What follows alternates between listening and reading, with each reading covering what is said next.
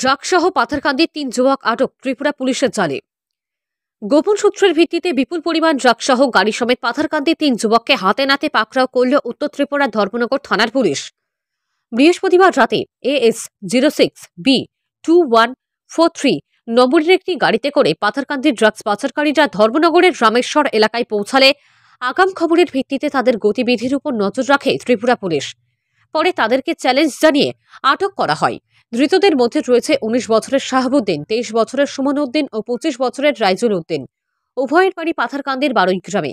পুলিশি তদন্তে তাদের কাছ থেকে বিভিন্ন সাবানের বাক্সে 12 গ্রাম ব্রাউন সুগার জাতীয় ড্রাগস উদ্ধার হয়, যার কালোবাজারি মূল্য লক্ষাধিক টাকার মতো হবে। পুলিশের প্রাথমিক জিজ্ঞাসাবাদে ধৃতরা জানায় যে তারা ড্রাগসগুলো ধর্মনগরের এক ব্যক্তির কাছে সমঝে দিতে এসেছিল। এ কাণ্ডে ত্রিপুরা পুলিশ সুনির্দিষ্ট ধারায় একটি মামলা হাতে নিয়ে রাতভর ধৃতদের থানায় আটকে রেখে জেরা করে।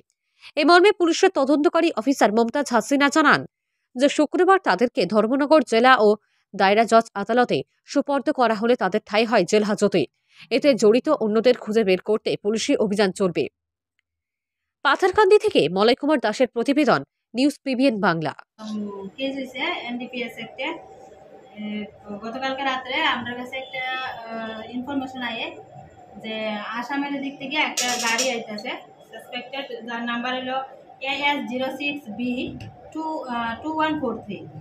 অ্যাকর্ডিংলি আমরা ওই গাড়িটা ডিটেইন করি কামেশ্বর এরিয়াতে, এবং গাড়ির ভেতরে 3 জন লোক পাওয়া যায়।